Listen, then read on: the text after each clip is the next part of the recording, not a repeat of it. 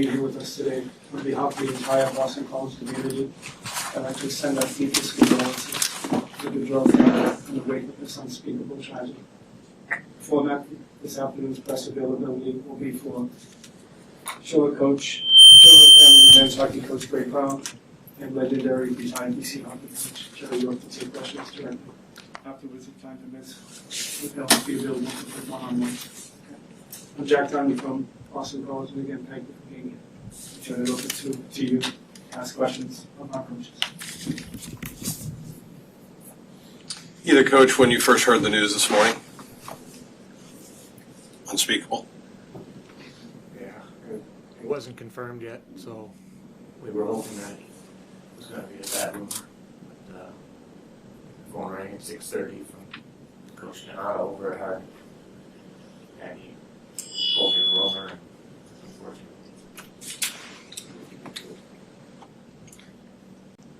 Yeah, it's hard to put into words. The Gaudreau family is so close, they're so tight.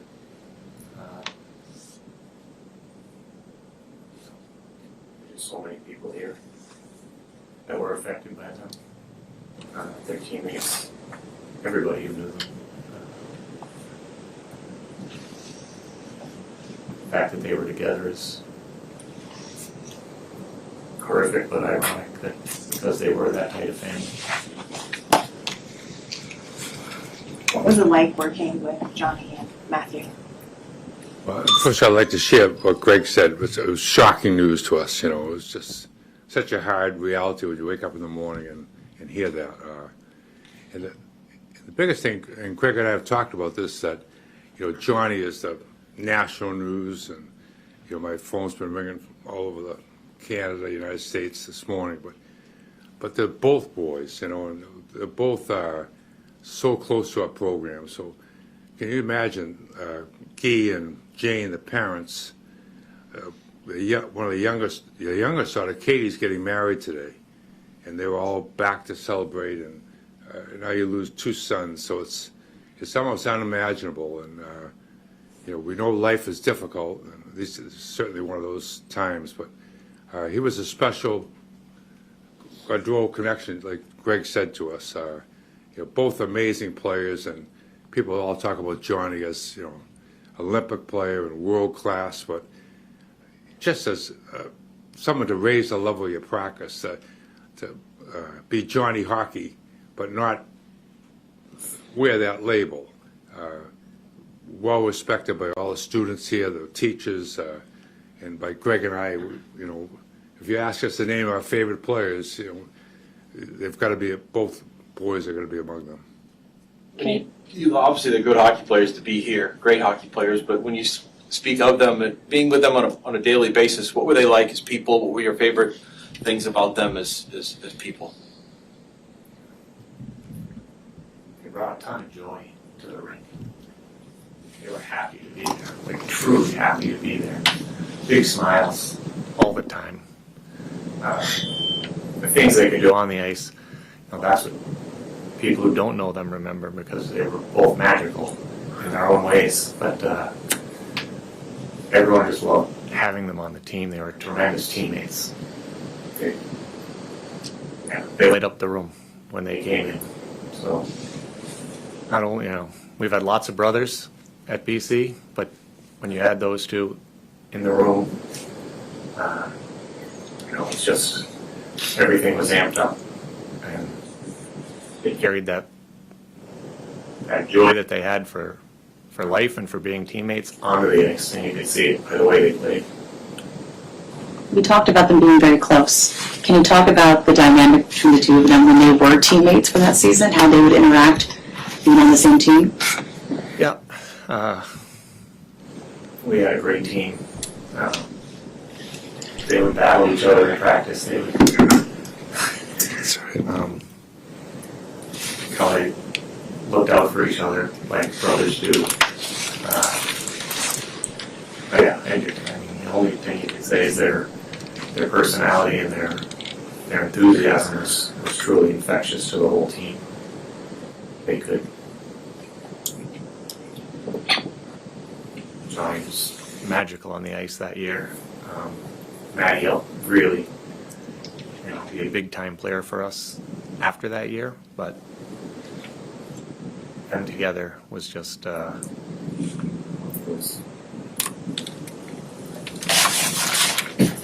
just brought a juice to the Father Tony talks about bring juice to the locker room. Well, those two guys brought it. They were together 3 years here, so, like Greg said, Johnny was a magical, but Matty his compete level, and he pushed his brother so much that they had a great bond between them. But I think part of the reason Johnny was so good, not Greg and myself here, but the younger brother pushing him hard like that. So it was a fun dynamic to watch. And when we first came in, I remember Kevin Hayes, and we had a lot of really good players, above Kreider and Tommy Cross, and they look at this little kid walking, it looks like he's 14 years old, and they'd heard so much about him, and very few had seen him play. And he didn't want to be the first one in the room. He was never going to be that type of guy. He just kind of came in, sat down, and I'm sure Kevin was looking over, this is the guy that's going to help us win a national title. Yeah, Kevin, he is.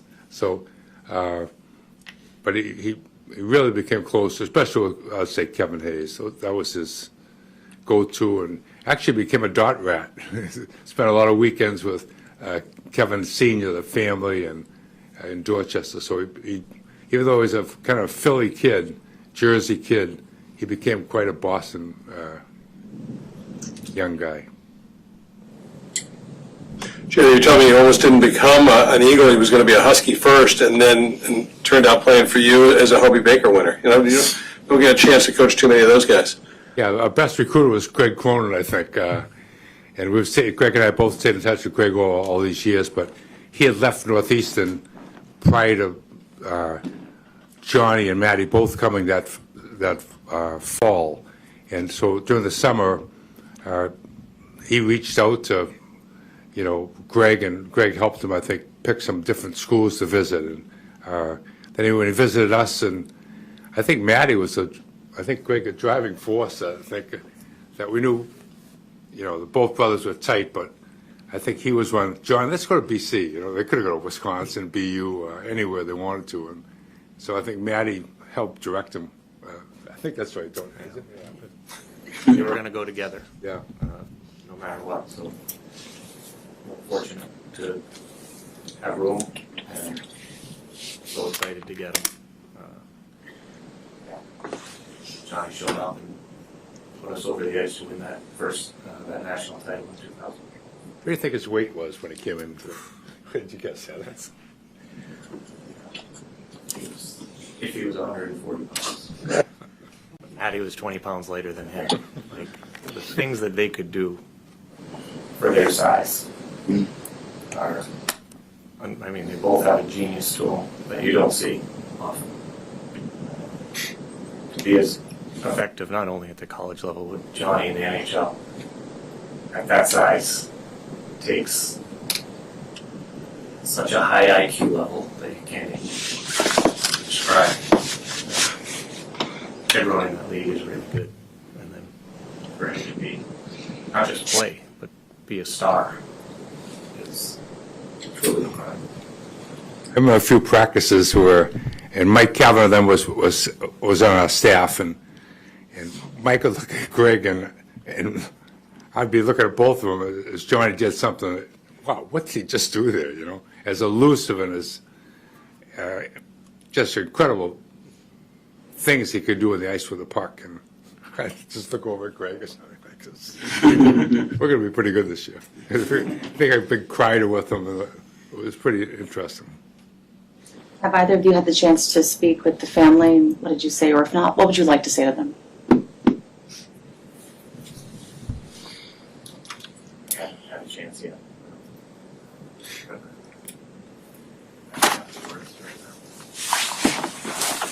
Just know how close they were and are as a family. From family. I had a every chance. parent's- Oh, go ahead. Sorry, no, it's every parent's worst nightmare, thinking about phone.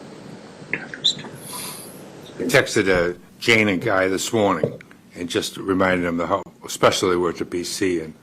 And even Katie, Greg, of course, remembers her too. She was like a 10-year-old younger sister, never missed a game. And it was wore the BC gear and everything. And for her, to be getting married, the whole thing is so hard. But we'll have a great contingent coming from here down to the wake and the funeral. And I'm sure if Tony's available, Father Tony will be able to say the mass too.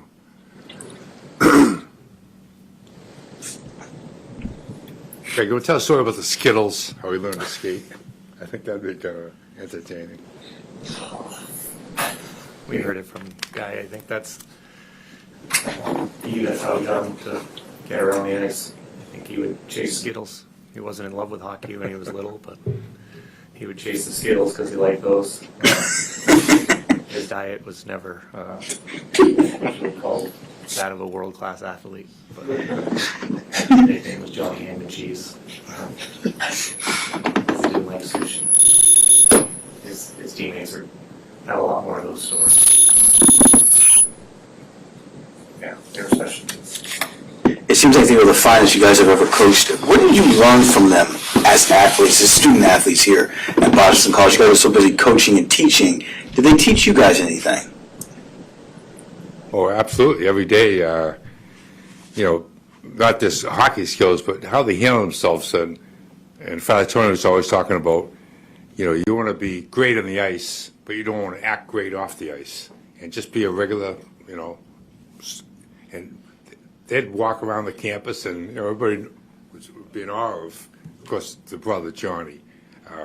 But he was just, hello and very polite. And so he handled fame extremely well.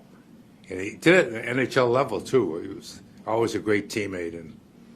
But that's kind of what I remember about him. Just Very grounded. grounded. They had special abilities, but they knew that was just their thing and didn't put them in any special light. They treated every one of their teammates like a brother.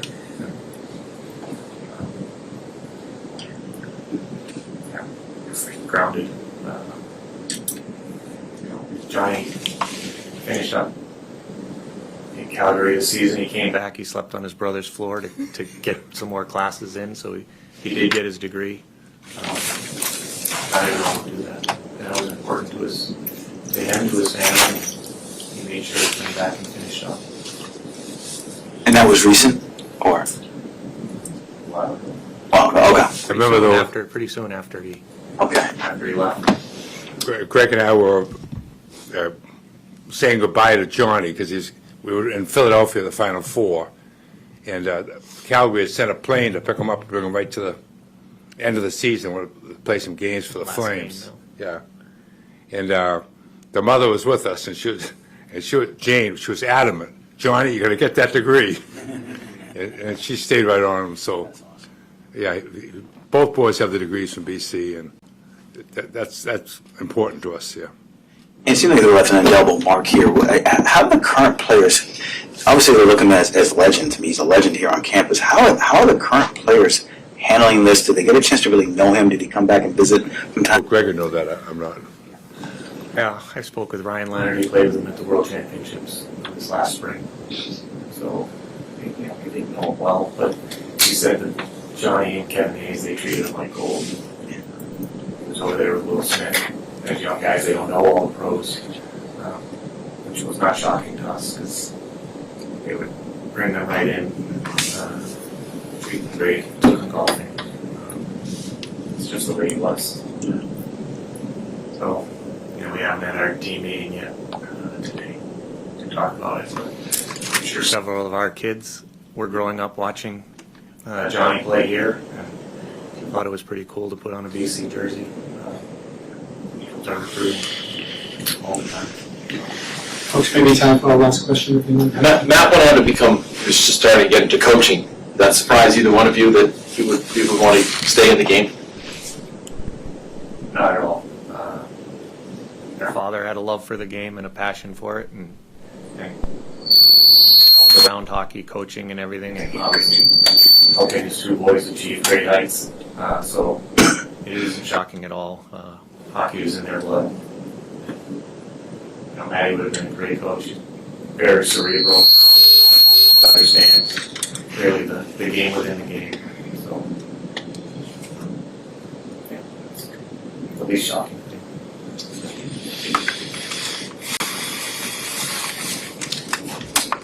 Thank you. Thank you. I really appreciate it. And if one question you can ask for Coach Brown, Coach Yoke, if you're doing the brief time, if you can ask questions. Thank you. Sorry for the loss. Like, first thing. I know. New one from overseas. Yeah.